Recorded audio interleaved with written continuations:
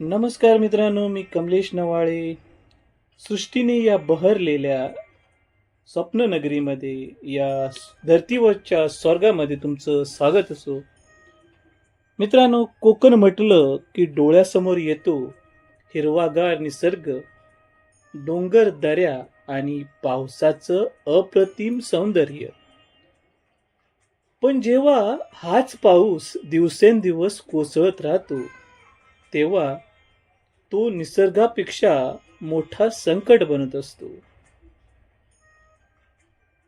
मित्रांनो, अनेक दिवस पडणारा पाऊस, धुवाधार पडणारा पाऊस आजच्या व्हिडिओमध्ये आपण पाहणार आहोत. आणि हा धुवाधार पडणारा पाऊस कोकणातील माणसांचे कसे हाल करतो, या मुसळधार पावसामुळे निर्माण झालेली परिस्थिती, सामान्य नागरिकांची अडचण आणि शेतकऱ्याच्या मनातील चिंता आज या व्हिडिओच्या माध्यमातून पाहणार आहोत. कोकणात पडणारा धुवाधार पाऊस कसा असतो, तर या व्हिडिओमध्ये पाहून तुम्हाला नक्की आठवेल, नक्की जाग येईल. कारण असा हा धुवाधार खाडीपट्ट्यात आणि आजूबाजूच्या परिसरात, सह्याद्रीच्या परिसरात धुवाधार पडणारा हा पाऊस, त्याची खास झलक तुमच्यासाठी. गेल्या काही दिवसापासून कोकणात मुसळधार पाऊस सुरू आहे. आकाश सतत काळ्या ढगांनी भरलेलं आणि सूर्याचं दर्शनही दुर्मिळ झालं आहे. धुवाधार पडणारा पाऊस, त्यामुळे आपत्कालीन परिस्थिती निर्माण झालेली आहे. अनेक रस्त्यांवर पाणी साचले आहे. काही ठिकाणी छोटे पूल पाण्याखाली गेले आहेत. मित्रांनो, कोकणात होडी हे दळणवळणाचं एक मुख्य माध्यम आहे. कारण नद्या, नाले तसेच खाडी या पट्ट्याने वसलेला कोकण येथे दळणवळणाचं साधन मुख्यत्वे होडी म्हणून मानलं जातं. होडीतून अनेक ठिकाणी प्रवास केला जातो.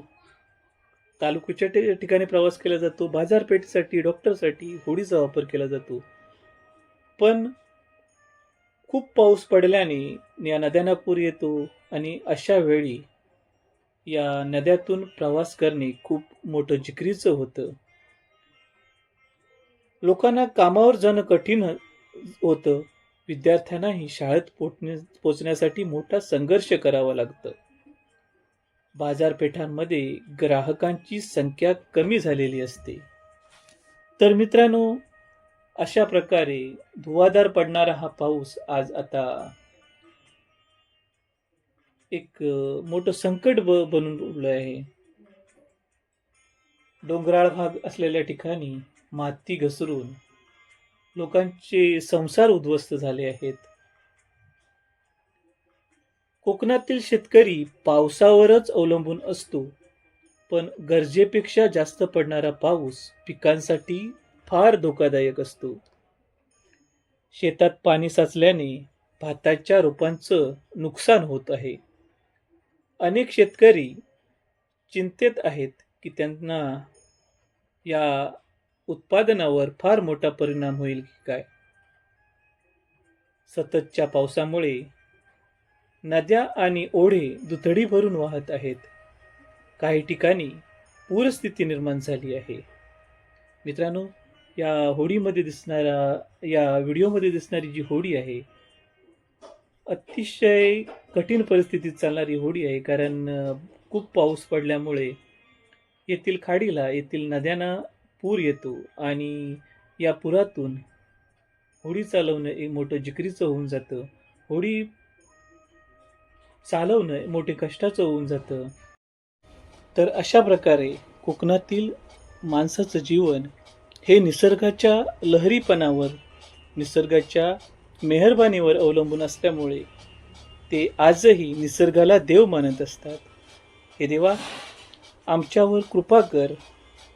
तू अतिशय सुंदररित्या हा निसर्ग सांभाळत आला आहेस आणि या निसर्गाचा कोप करू नकोस.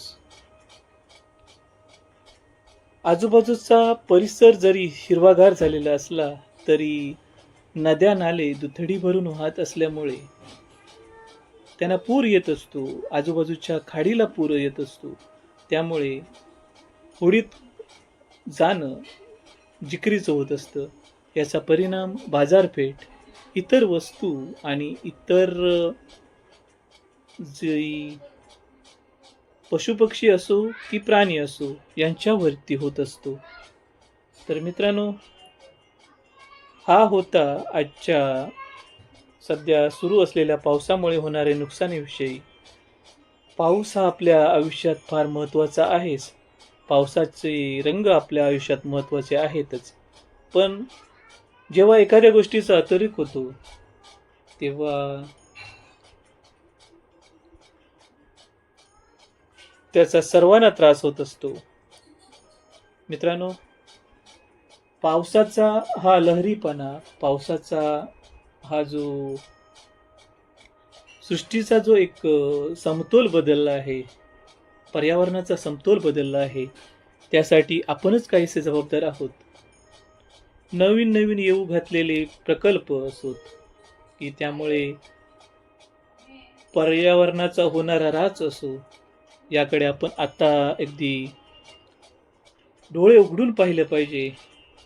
कारण आपलं सुंदर असलेलं कोकण, हिरवंगार असलेलं कोकण येणाऱ्या जे नवीन प्रोजेक्ट असोत त्याद्वारे काहीसं बरबाद होण्याच्या वाटेवरती आहेत. तर मित्रांनो, पर्यावरणाचा झालेला ऱ्हास आणि त्याचा समतोल साधण्यासाठी आजही आपल्याला पुढे येणं गरजेचं आहे. मित्रांनो, पाऊस हा जीवनासाठी आवश्यक आहेच, पण त्याचा अतिरेक झाल्यावर तो आनंदाऐवजी संकट घेऊन येतो. ही परिस्थिती लवकर सुधारो आणि सर्वांचं जनजीवन पुन्हा सुरळीत होवो हीच प्रार्थना. मित्रांनो, मुंबईचा विचार केला तर सध्या परिस्थिती फार कठीण आहे. मुंबई आणि मुंबईसह उपनगरात राहणारे लोक आज पावसामुळे त्रस्त झाले आहेत. ट्रेन्सचे खूप प्रॉब्लेम सुरू झाले आहेत, लोकलचे प्रॉब्लेम सुरू झाले आहेत. तर मित्रांनो, अगदी जीवाला सांभाळून तुम्ही प्रवास करा. जीवाच्या अगदी अधिक प्रवास नाही, नोकरी नाही, तर आपल्या जीवाला सांभाळून प्रवास करा. प्रवासामध्ये हाणामारी, वादावादी याकडे लक्ष देऊ नका, जेणेकरून आपलं जीवन सुकर होईल. मित्रांनो, वादविवाद करण्यापेक्षा शांततेने आपण प्रवास करणं हेच आपल्या हितासाठी आहे. तर माझ्या बांधवांना कळकळीची विनंती आहे की प्रवास करताना अगदी सुखरूपरित्या आणि जर गरज असेल तरच प्रवास करा. हा पावसाळा तुमच्या आयुष्यात भरभराटी घेऊन येऊ हीच ईश्वराचरणी प्रार्थना. तर मित्रांनो, हा व्हिडिओ आवडला तर नक्की लाईक करा. तुमचे अनुभव कमेंट्समध्ये नक्की सांगा आणि अशाच कोकणातील वास्तवदर्शी व्हिडिओसाठी चॅनलला सबस्क्राईब करा. तर परत भेटूया एखाद्या नवीन व्हिडिओमध्ये. तोपर्यंत धन्यवाद.